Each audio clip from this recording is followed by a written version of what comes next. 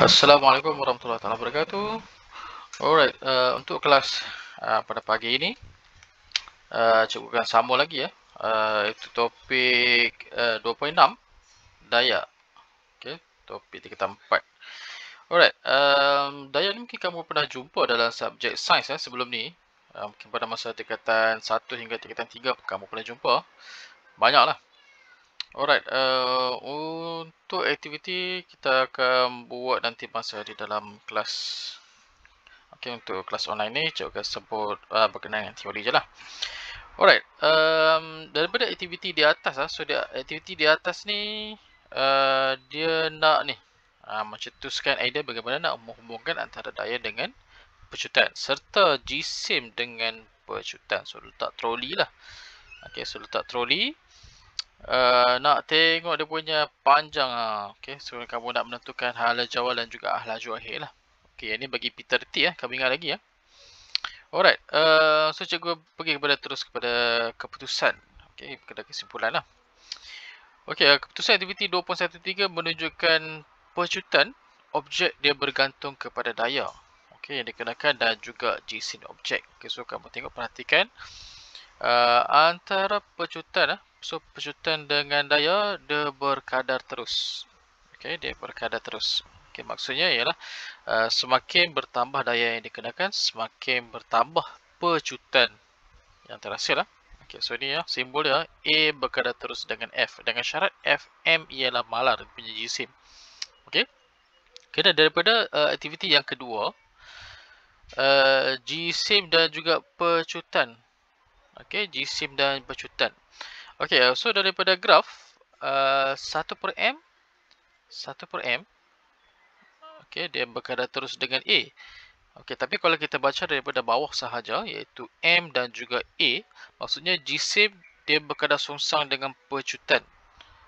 Okey, so bila kamu baca, ialah pecutan dia berkadar songsang dengan jisim. Maksudnya, lagi ringan jisim, lagi tinggi pecutan. Itu maksud songsang. Kalau berkadar terus ni, kalau jisim bertambah, pecutan bertambah. Okey, tapi dia terbalik ya. Okey, jisim dan juga pecutan dia berkadar songsang. So, bila kamu tuliskan rumus, kamu akan dapat A berkadar songsang dengan 1/m. Sorry, A berkadar terus dengan 1/m. Ni kalau kita baca lah.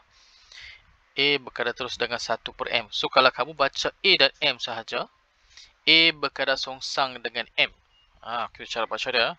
Okey, so dalam kes ini syaratnya ialah F mesti malar. So, bila kamu gabungkan kedua-dua ni, A dengan ni, okey, A berkadar terus dengan F per dengan M.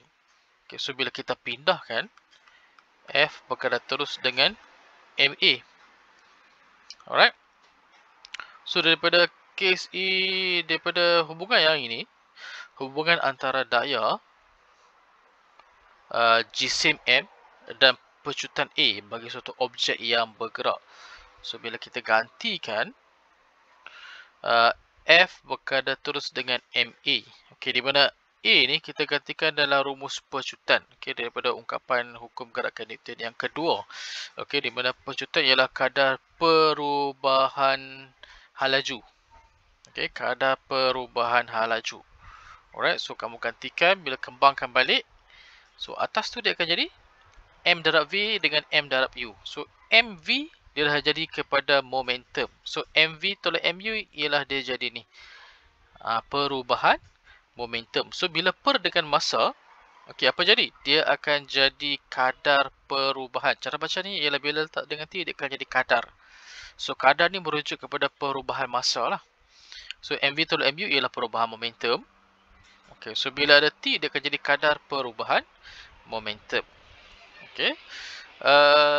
Next, sama dekat bawah.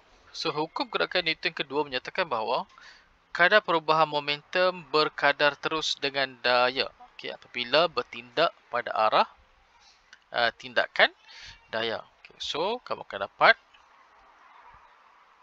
F berkadar terus dengan MA, kadar perubahan momentum. So, bila letakkan sama dengan, kita akan letakkan dengan suatu pemalar. Pemalar tu ialah K.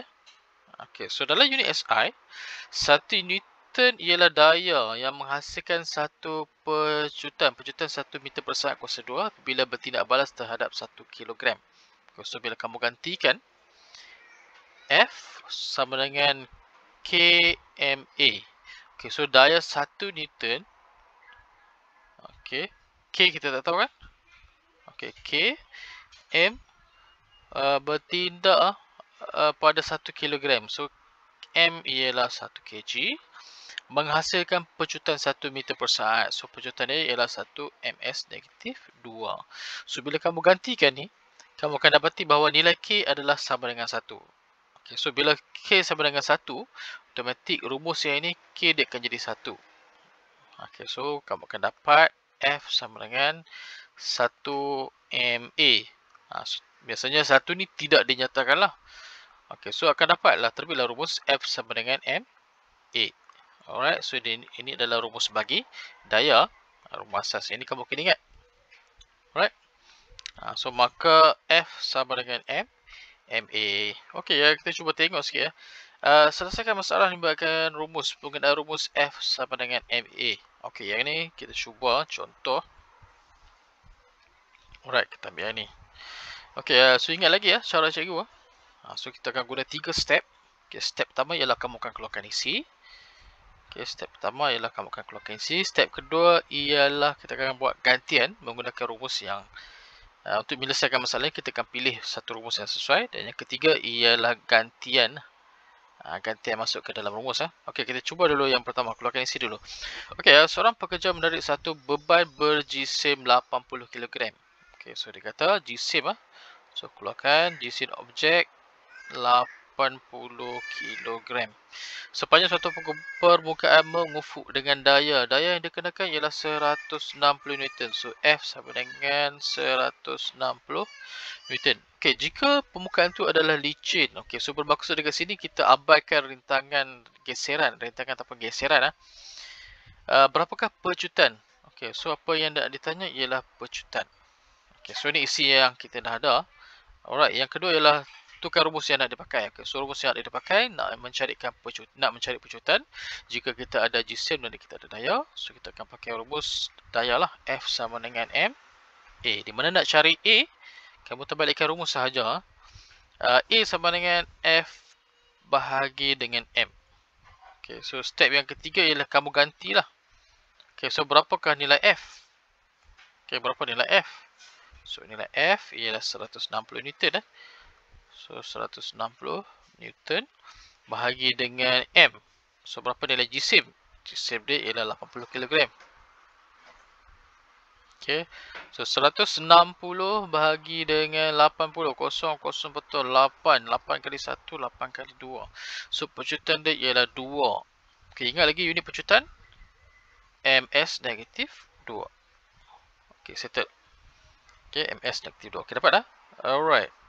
Contoh yang kedua. Sebuah kereta berjisim 1200 kg bergerak dengan hal laju 30 meter per saat. Okay, so step pertama keluarkan isi. So jisim dia ialah 1200 kg. Kemudian dia kata hal laju dia bergerak. Okay, so ini kita ambil dia sebagai hal laju awal lah. Okay, kenapa cikgu ambil dia sebagai hal laju awal? Okay, kita baca selepas tu. Apabila brek kereta ditekan, kereta itu berhenti. Okay. Kereta itu berhenti. Bermaksud hal laju akhirnya akan jadi sifar. Dia berhenti kan? So, berapa tempoh masa yang diambil? Tempoh masa yang diambil untuk dia berhenti bila dia tekan brek. Masa yang diambil ialah 5 saat. Okay, so apa yang dia minta? Hitungkan daya yang dikenakan pada brek. Okay, so dia tanya ialah berapakah nilai F? Oh, so macam mana nak selesaikan? Okay, so yang ini kita akan gunakan pelbagai skala rumus.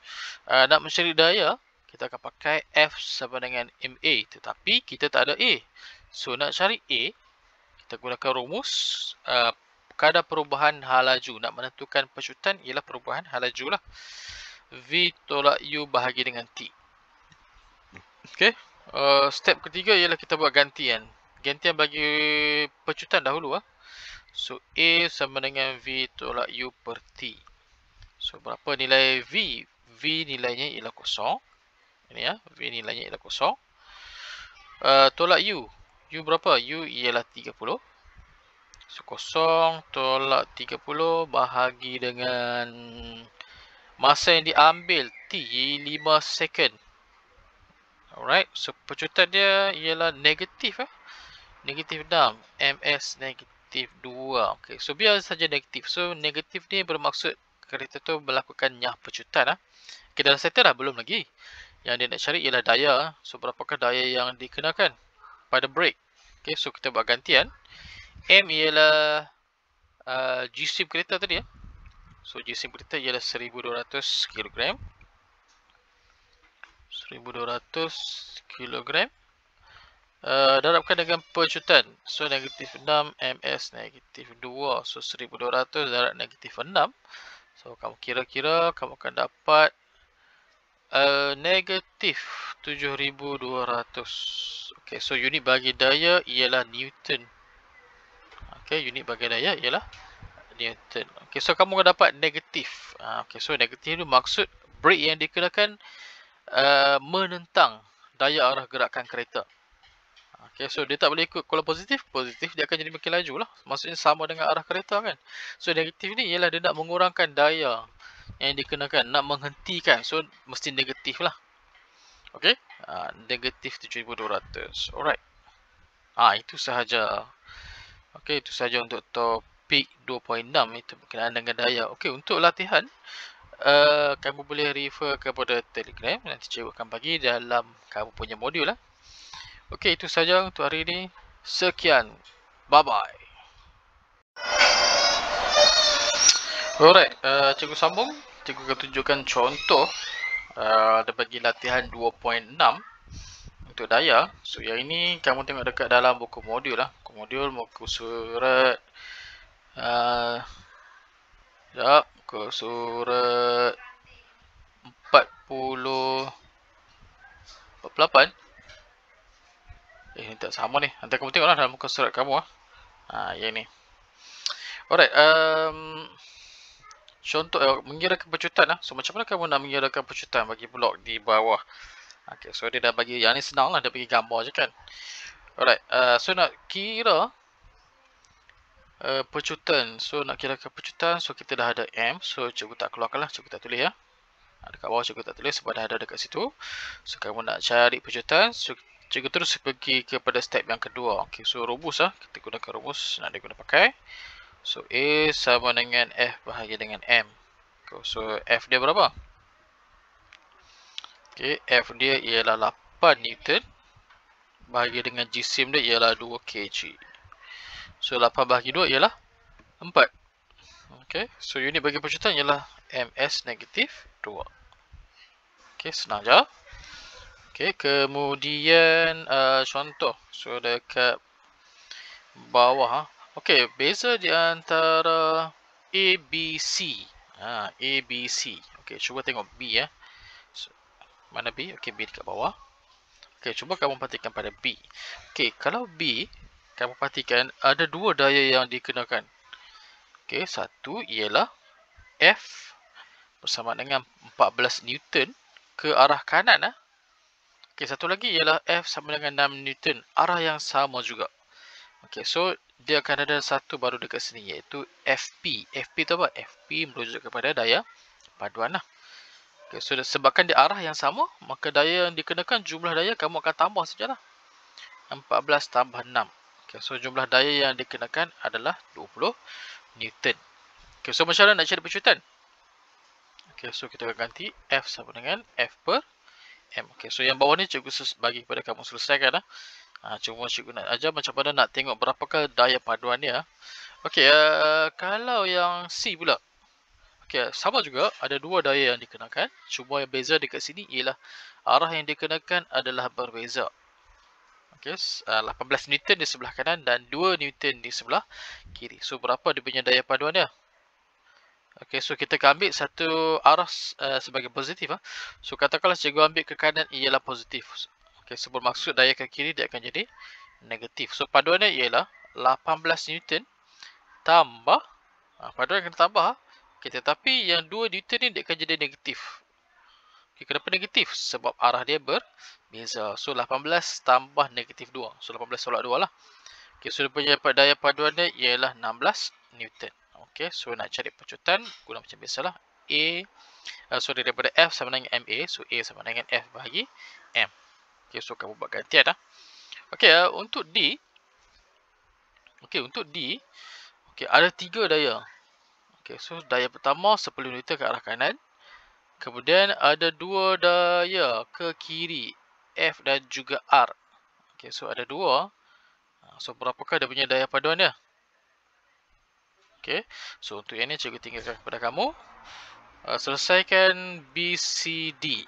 Okay, kemudian kamu cuba soalan nombor 2, dan juga soalan nombor 3.